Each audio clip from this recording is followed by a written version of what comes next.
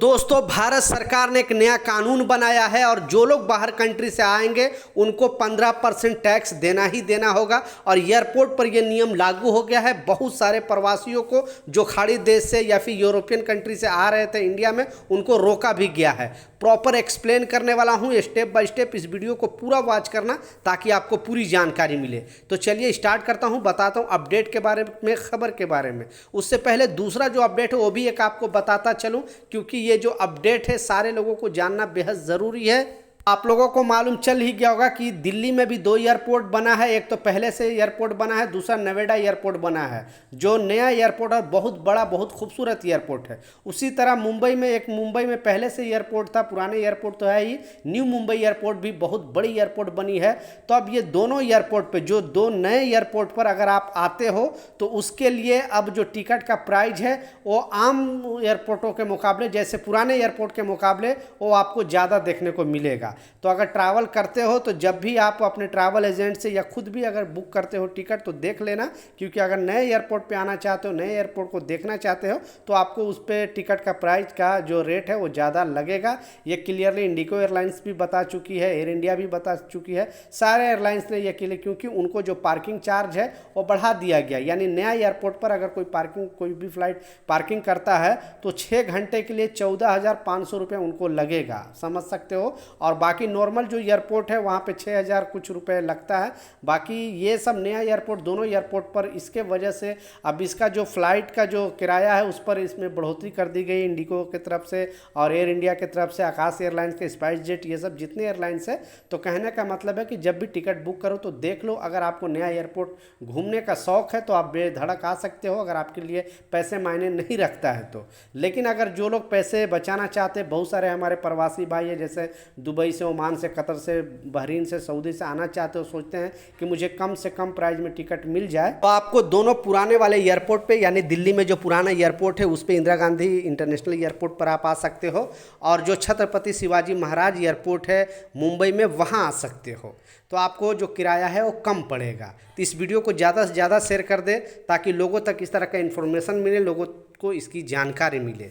दूसरा जो important update है, अगर आप भी दुनिया के किसी भी कंट्री से इंडिया आ रहे हो तो इस रूल को बारे में, इस नियम के बारे में ज़रूर समझ लेना, नहीं तो आपको 15% टैक्स तो देना ही पड़ेगा।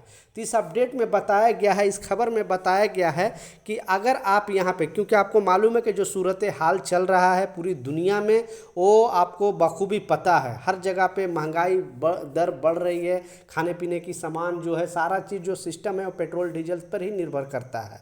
क्योंकि पेट्रोल डीजल के जो प्राइस है वो अगर बढ़ेंगे तो खाने पीने का भी सारे सामान वगैरह बढ़ गए होंगे। आप भी अगर खाड़ी देश वगैरह में रह रहे होंगे, ओमान में या कतर में, सऊदी में, बहरीन में, दुबई में, कहीं पर भी रहते होंगे, तो आपने देखा होगा कि खाने पीने का जो प्राइस है वो बढ़ गया होगा पहले के मुकाबले, ये युद्ध के वजह से। यूरोपियन कंट्री में पर भी, बहुत सारे कंट्री में जो है पेट्रोल डीजल का, अगर आप यूरोप कंट्री से कोई वीडियो देख रहे हो मेरे, तो नीचे कमेंट सेक्शन में ज़रूर बताना कि वहाँ अभी 1-1.5 महीने 2 महीने के अंदर पेट्रोल का दाम बढ़ा है कि नहीं, पेट्रोल डीजल जो भी है वहाँ पर बढ़ा है कि नहीं, ताकि मुझे भी जानकारी मिले और जो इंडिया में बैठे बैठे लोग हैं उनको भी जानकारी मिले कि एक्चुअली यूरोपियन कंट्री में पेट्रोल डीजल की दाम बढ़ा है कि नहीं। क्योंकि आज से भारत सरकार ने भी पेट्रोल और डीजल का दाम में कुछ बढ़ोतरी किया है।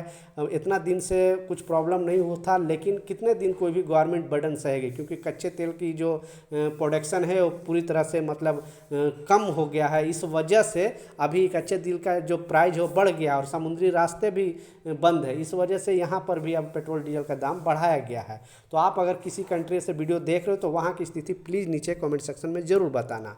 अब दूसरा रह गया है कि भारत सरकार ने आखिर 15% टैक्स क्यों लगाया, और ज़्यादातर फॉरेन कंट्री से आने वाले लोगों पर इसका इम्पैक्ट ज़्यादा पड़ेगा। इसलिए क्योंकि जो लोग यहाँ से, मान लिया ज़्यादा जो प्रवासी है, जैसे कोई 1 साल बाद, 2 साल बाद अपने फैमिली से मिलने के लिए यहाँ पे टाइम स्पेंड करने के लिए आते हैं, फिर वापस चले जाते हैं। तो आने के टाइम आपको यहाँ पे अपने फैमिली के लिए कुछ ना कुछ आप गिफ्ट लेकर आते ही आते हो।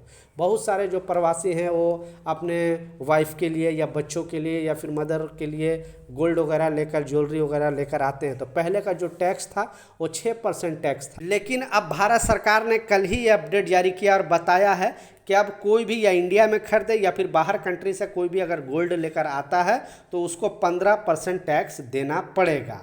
तो इस बात का लाजिम ख्याल रख लेना, जो आपको छूट दिया गया है भारत सरकार द्वारा, क्योंकि आप NRI हो और वहाँ पे 1 साल 2 साल के बाद अगर आते हो तो आपको कुछ छूट दिया है भारत सरकार, आप उतना तक गोल्ड लेकर आ सकते हो। जैसे लेडीज़ का पहले जो रूल था 1 लाख रुपए तक का गोल्ड है वो आप लेके आ सकते हो, उसमें 25,000 का इजाफा किया गया है। उसी तरह अगर आप जेंट्स हो तो आप पहले 50,000 रुपये तक का गोल्ड ला सकते थे, और तो उसमें 25,000 का इजाफा कर दिया। लेकिन उसके अलावा अगर आप लेकर आते हो तो आपको 15% टैक्स देना ही देना होगा, और टैक्स अगर नहीं दोगे तो फिर आपका जो सामान है वो जब्त कर लिया जाएगा और फिर आप पर कार्रवाई होगी। बहुत सारे यात्रियों को रोका गया है क्योंकि वो सोच रहे थे कि 6% के हिसाब से हमें इतना पैसा होगा, लेकिन अचानक एयरपोर्ट पर आते हैं फिर पता चलता है कि उनको 15% के हिसाब से टैक्स देना पड़ेगा। समझ सकते हो, 1 लाख रुपए का अगर सामान है आपको तो 15,000 आपका टैक्स में चला जाएगा। तो इस वीडियो को प्लीज़ शेयर कर देना, क्योंकि बहुत सारे लोग मेहनत से कमा कर वहाँ से लेकर आते हैं और अचानक उनको पता है कि इस तरह का रूल बन गया है इंडिया में, तो फिर उनके पास पैसा नहीं होता है और फिर आनन फानन में उनको फिर प्रॉब्लम का सामना करना पड़ता है।